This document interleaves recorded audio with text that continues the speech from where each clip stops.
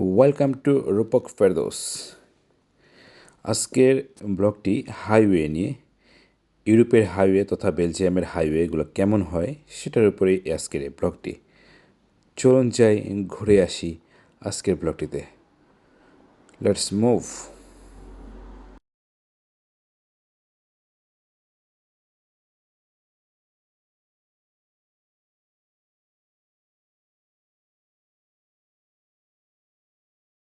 আমরা কোনো একটি জায়গা থেকে এখন হাইওয়েতে উঠতে যাচ্ছি। দেখুন, এই যে হাইওয়েতে উঠে পড়ছি। তো এক্সিট এখানে সাধারণত ডান দিকে হয় এবং যখন আমরা হাইওয়েতে উঠি সাধারণত আমাদের বাম দিক থেকেই উঠতে হয়, হাতের বাম দিক থেকে, যেহেতু এটা লেফট হ্যান্ড সাইড ড্রাইভিং। তো যথারীতি উঠে পড়লাম হাইওয়েতে। এখন আমাকে দেখতে হবে এখানে স্পিড লিমিট কত, তা না হলে রাডার ক্যামেরায় আমি জরিমানা খেতে পারি। তো আমি দেখে নিয়েছি অলরেডি এবং আমার জিপিএসও শো করেছে এটা 90 কিলোমিটার স্পিড ম্যাক্সিমাম। ঠিক আছে, কারণ যে ট্র্যাকে এক এক ট্র্যাকে এক এক রকম স্পিড। আমি যে ট্র্যাকে আছি এখানে এখন 50 করে দিয়েছে। আর একদম হাতের ডান পাশে যারা দেখতে পাচ্ছেন একটা বড় সাদা দাগ, ওটা হলো এমার্জেন্সি। ওখানে কোনো যানবাহন চলবে না, কিন্তু ওইখানে যে কোনো ধরনের অ্যাক্সিডেন্ট বা এমার্জেন্সি কোনো কিছু হলে পুলিশ প্রশাসন বা অ্যাম্বুলেন্স, ফায়ার ব্রিগেড ওরা ওই ট্র্যাক দিয়ে যাবে এবং ওদের কোনো লিমিট নেই, ওরা আনলিমিট স্পিডে যেতে পারবে। যেমন আমি এখন এই ট্র্যাকে আছি, এখন 100 কিলোমিটার স্পিডে আছি এই ট্র্যাকে।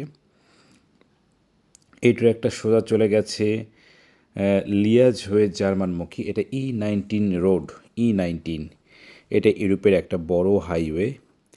এই রোডটি ইউরোপের সব দেশের রাস্তা একসাথে কানেক্ট করেছে। তো E19 একটি ফেমাস রোড, ইউরোপের হাইওয়ে। তো হাজার হাজার গাড়ি 100 কিলোমিটার স্পিডে, কারণ নর্মালি এখানে স্পিড লিমিট থাকে 120, কখনো 130। কিন্তু এখন যেহেতু অনেকগুলো রাস্তা এখান থেকে ডিভাইড হবে, আবার একসাথে হবে, কানেক্ট হবে, সেজন্য স্পিডকে একটু কমিয়ে 100তে করে দিয়েছে। যেমন এখন আমি 120 চালাতে পারবো, কারণ আমার উপরে গ্রিন সিগন্যাল দিয়ে দিয়েছে একটা উপরে বিলবোর্ডে। আবার সামনে যে লিমিট করে দিয়েছে, কারণ বামে একটা সিগন্যাল দেওয়া আছে, ওখানে ট্রাফিক আছে, জ্যাম আছে, কোনো একটা সমস্যা, সেজন্যে ওখানে এখন আবার স্পিড লিমিট। কিন্তু আমি এই ট্র্যাক থেকে বের হয়ে আমি অন্য ট্র্যাকে দেখে গেলাম। এটা চলে গেল আপনার ম্যাকলিন, বেরখেম, ব্রুক্সেল এইদিকে। অর্থাৎ এটা চলে গেল আপনার ইন্টারন্যাশনাল হাইওয়েতে। তা আমি রাইট ট্র্যাক দিয়ে আমি বের হয়ে যাব। বাম পাশেও ইন্টারন্যাশনাল হাইওয়ে, কারণ ওটা হল্যান্ডের দিকে চলে গিয়েছে। তো আমি এই ট্র্যাক দিয়ে এখন স্পিড আপ করতেছি। সুন্দর পরিবেশ, তার উপরে ওভারব্রিজ ও আর একটা কোনো একটা হাইওয়ে। তার একদম হাতের ডান পাশে কিছু ক্যাবেল দেখতে পাচ্ছেন, এটা ট্রেন লাইন পাশে হাইওয়ে, হাই স্পিড গাড়ি, মজাই আলাদা। সবুজ পরিবেশ, উপরে ডিরেকশন দেওয়া আছে কোন ডেস্টিনেশনে যেতে হলে কোন ট্র্যাকে থাকতে হবে, সেই অনুযায়ী ফলো করব।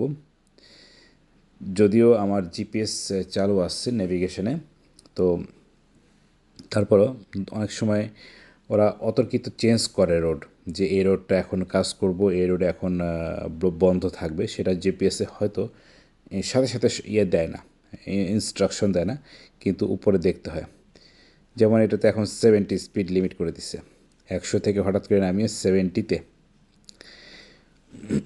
এটা চলে গেল ব্রাসেলসমুখী, হাতের বাম পাশে। ডান পাশেরটা ব্রাসেলসমুখী, তবে অন্য অন্য রাস্তা দিয়ে। এখন আমি যে ট্র্যাকে আছি এটাতে আমি চলে যাব আন্ডারগ্রাউন্ডে, 90 স্পিডে আমি চলে যাব একটা কি টানেলের মতো, ওখানে চলে যাব, মিনি টানেল, ছোটোখাটো টানেল। 90 স্পিডে আমি পার হয়ে যাব। আর ডান পাশে যারা আছে ওরা এখন সিটিতে ঢুকবে এবং ওদের হাইওয়ে শেষ। ওখানে ডিরেকশন দেওয়া আছে, এখন ওদের আর কোনো হাইওয়ে নাই, কিন্তু আমি আমার হাইওয়ে ট্র্যাকেই থাকবো। এই যে এখন আমি টানেলে ঢুকছি, সুন্দর একটা ঠান্ডা পরিবেশ, 18 ডিগ্রি টেম্পারেচার, ঠান্ডাও না গরমও না, একদম শরৎকাল বলতে গেলে যেটা।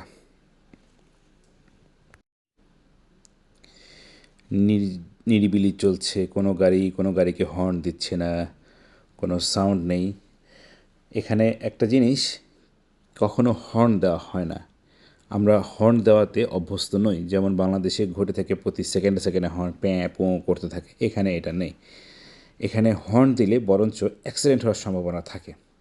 হর্ন দিতে হয় যদি কোনো মারাত্মক সমস্যার কেউ করে থাকে, অর্থাৎ মিসআন্ডারস্ট্যান্ডিং হয়ে গেছে, সেক্ষেত্রে দুইটা গাড়ি একসাথে, অথবা সে হয়তো স্পিড লো করছে যেখানে হাই স্পিড হওয়ার কথা, বা সামথিং এলস, এটা লাইক দ্যাট, এরকম কিছু করছে, তখন সেখানে হর্ন দিয়ে তাকে করা যেতে পারে। কিন্তু হর্ন দেওয়া এখানে দণ্ডনীয় অপরাধ। সবাই এখানে নিশ্চুপ চলে যাচ্ছে। আমি আস্তে আস্তে হাইওয়ে থেকে বের হয়ে পড়েছি। এখন আমি রোড চেঞ্জ করবো। যাই হোক, কেমন লাগলো আজকের ব্লগটি জানাবেন হাইওয়ে সংক্রান্ত আপনাদের কমেন্টের মাধ্যমে। সবাই ভালো থাকবেন, সুস্থ থাকবেন। আল্লাহ হাফেজ।